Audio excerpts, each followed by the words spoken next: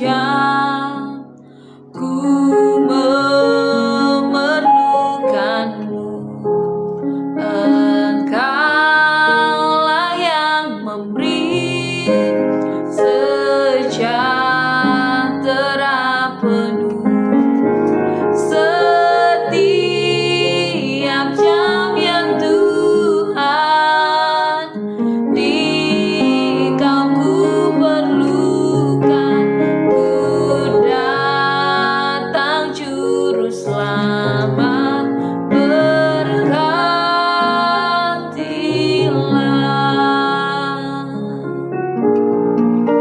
Ya Tuhan, tiap jam ku memerlukanmu.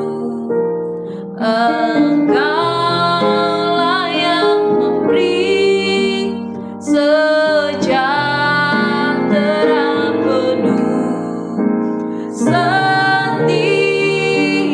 jam ya Tuhan, di Kau ku perlukan, ku datang juru selamat, berkati. Setiap jam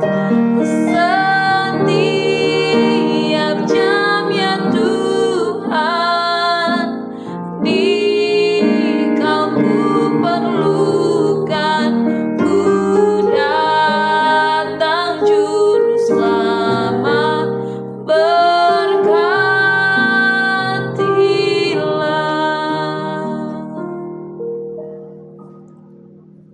Ini menjadi pernyataan kami ya Tuhan, bahwa kami perlu Tuhan. Kami perlu Tuhan setiap waktu. Oleh sebab itu Tuhan Yesus, jangan pernah meninggalkan setiap kami. Karena Kaulah kekuatan kami, Kaulah harapan kami ya Tuhan. Terima kasih Tuhan Yesus untuk hari ini. Terima kasih untuk berkat, untuk penyertaan-Mu sepanjang hidup kami. Terima kasih Tuhan Yesus, saat ini kami mau duduk diam. Kami mau mendengarkan renungan firman-Mu pada hari ini Tuhan. Berbicaralah atas setiap kami, biar kami menerima rema yang baru dari firman. Terima kasih Tuhan Yesus, dalam nama Yesus, haleluya, amin. Shalom Bapak Ibu Saudara yang dikasihi Tuhan. Kita berjumpa lagi dalam perenungan intim dengan Allah. Pada hari ini, hari Rabu, tanggal 28 Januari 2026, kita akan mendengarkan dan merenungkan sebagian daripada firman Tuhan yang bertemakan orang-orang kudus di dalam Kristus. Pada perenungan hari ini yang berfokus dalam Efesus 1 ayat 1-14. Pembacaan Alkitab kita dalam satu tahun ini terdapat di dalam Yesaya pasal 10 sampai pasal 13 dan Markus pasal 4 ayat 1-20. Pada perenungan hari ini ayat emasnya yang terambil dalam Filipi 1 ayat 1. Saya harap Bapak Ibu Saudara-saudari dapat membaca beberapa ayat yang sudah disebutkan. Saya akan bacakan dalam Filipi 1 ayat 1, demikian firman Tuhan. Dari Paulus dan Timotius, hamba-hamba Kristus Yesus, kepada semua orang kudus dalam Kristus Yesus di Filipi, dengan para penilik jemaat dan diaken. Pada bagian ini kita akan mempelajari doksologi atau pujian yang disampaikan Paulus terhadap Allah Tritunggal Kudus dan implikasinya terhadap orang-orang percaya segala abad.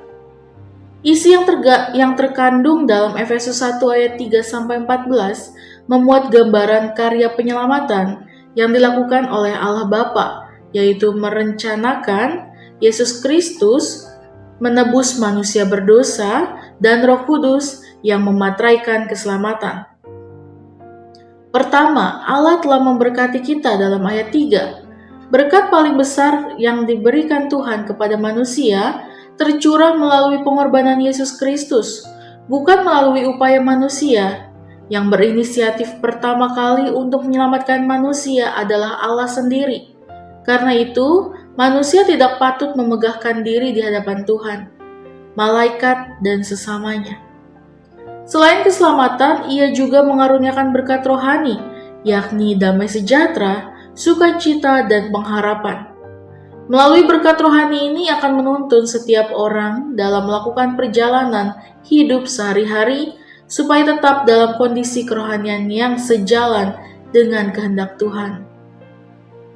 Lalu yang kedua, kita dipilih sebelum dunia dijadikan dalam ayat yang keempat.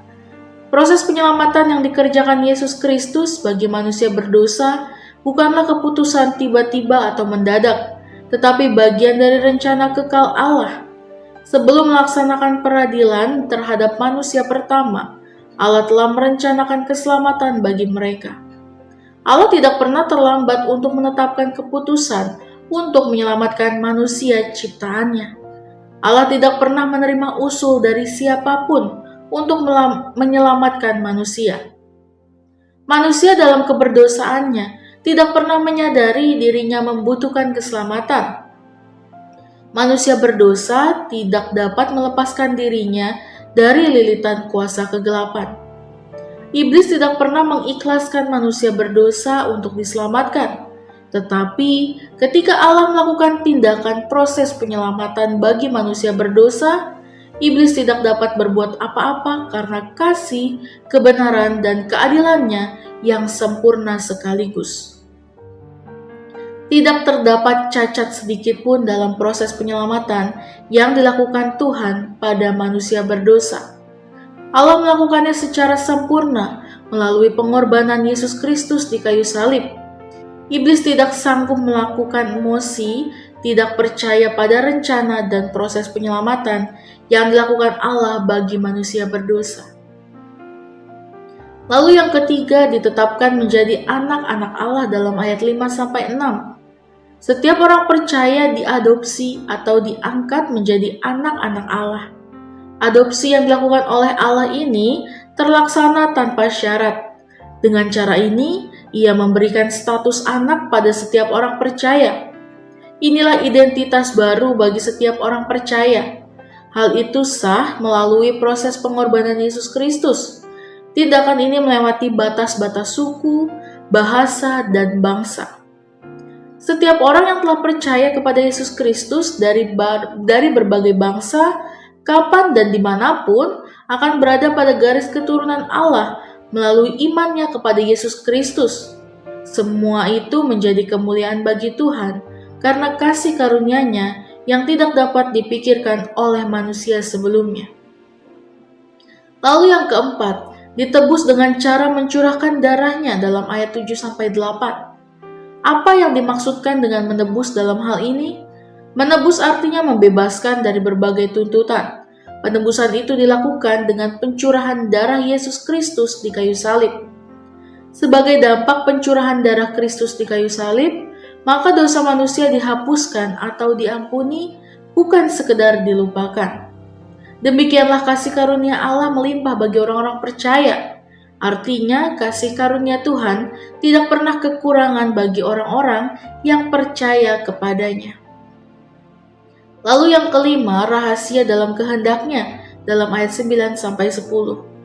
Dahulu kala hal ini menjadi rahasia, masih tersembunyi bagi setiap orang. Tetapi kini telah dinyatakan dalam diri Yesus Kristus. Dengan cara demikian inilah Yesus Kristus menjadi pemersatu bagi segala bangsa yang terdapat pada berbagai tempat dan zaman. Lalu yang keenam, mendapat bagian dalam Kristus dalam ayat 11-12. Apa yang didapatkan oleh setiap orang percaya? Yang didapatkan oleh setiap orang percaya ialah warisan rohani, yakni janji Allah, pengharapan, dan hidup yang kekal. Dalam hal inilah setiap orang yang telah menghayati nilai keselamatan yang telah dikerjakan Yesus Kristus akan memuliakan Allah sepanjang kehidupannya di bumi dan di surga kelak selamanya. Tidak terdapat tindakan yang patut mendapat penghormatan yang lebih besar daripada pengorbanan Yesus Kristus untuk menyelamatkan manusia berdosa dari hukuman kekal. Manusia patut dihukum karena perbuatannya yang telah melanggar titah Tuhan. Tetapi karena kasih-Nya, Tuhan tidak memperhitungkannya menjadi sesuatu yang harus dihukum. Karena kasih-Nya, Tuhan menyelamatkan manusia. Karena kasih-Nya, Ia memulai identitas baru bagi orang-orang percaya menjadi anak-anak kesayangannya.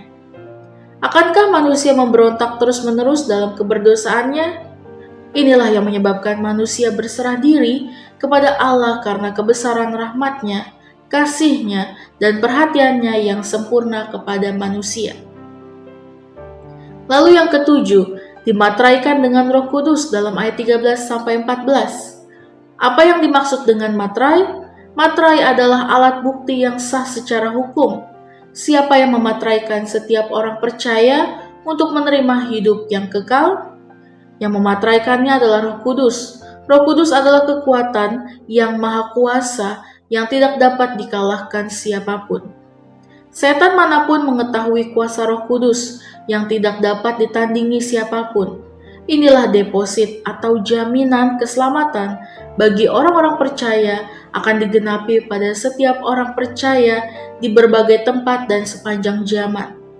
Setiap orang tidak akan kehilangan keselamatan di tengah penghayatannya akan Yesus Kristus dalam menjalani pergumulan hidup sehari-hari. Orang-orang kudus adalah orang-orang yang dipisahkan atau orang yang suci, dan semua orang Kristen adalah mereka yang telah dipisahkan dari apa yang pernah mereka lakukan dalam dosa dan dipisahkan bagi Kristus.